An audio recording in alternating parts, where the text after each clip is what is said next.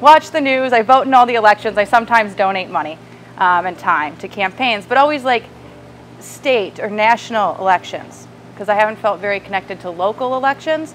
But this idea of a website and getting people involved and getting people actually interested in the local issues, and not just interested but knowledgeable enough about them to vote in an intelligent way, that's something I'm really, really interested in and very excited about.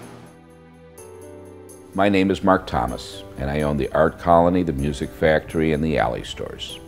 And I am very proud of everything I've done in my 40 years of entrepreneurship and community activism.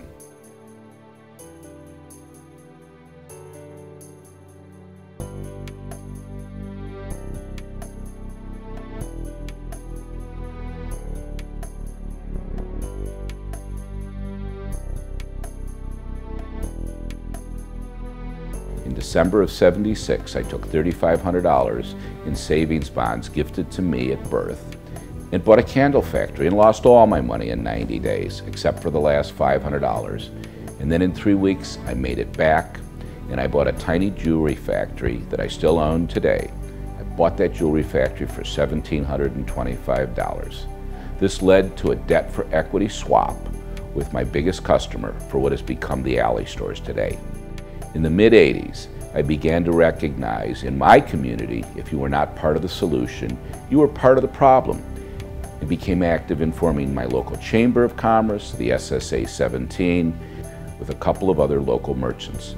My assistant acted as the executive director for a number of years. She was on my payroll, at my expense, while we got our feet on the ground and got the SSA formed and got the cash flow established. I have found a letter from 1996 I sent to all of my chamber members about the dangers of big box stores coming to Manhattan. It was from the New York Times, and that we had to watch for their entrance into Chicago. It was the beginning of me becoming a localist. It was also the beginning of when I became a patron of the arts, and I believe that art and music and theater can save Chicago and make it prosper. The 80s and 90s were great years, and when the 2000s came, things were never quite the same. 9/11 began the slide that still exists today.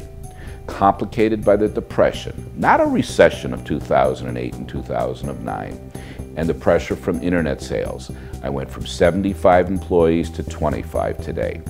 My different business ventures that numbered around 25 over the years have employed over 2,000 people, and that was when we stopped counting in the 90s. I have always been a real estate investor and run very profitably an art and music incubator in Chicago with 90 tenants. My wife Adrienne and I are married 25 years. When she was forced to close her boutique, Tragically Hip, on Belmont in 2009, she joined me in the Alley Stores, and it was not her cup of tea and she was not happy. But we had to do what we had to do to survive. These tough times reinforced that your wealth in life is your family, your health, your community. We are very affluent in these areas, and that has carried us through these rough times. I have served as a board member a number of nonprofits and started chambers of commerce and still serve a number of nonprofits today, like Local First Chicago and Keep It. It has always been family first, of course, and then my community and my business second. 60-hour weeks for 41 years. My staff has been my extended family, and they and a number of young people I mentor have kept me very young at heart. Why me for an alderman? I could tell you.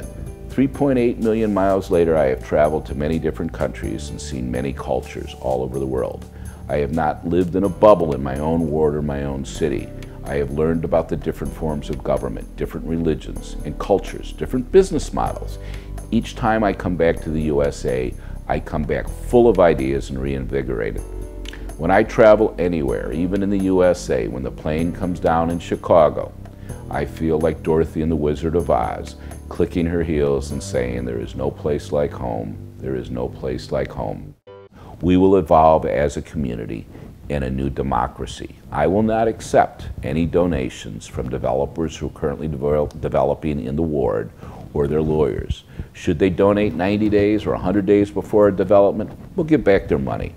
If a liquor license holder has a request in for a license change, we will once again not accept donations from him. Money will not sway decisions. Long-term good for the community will be the order of the day.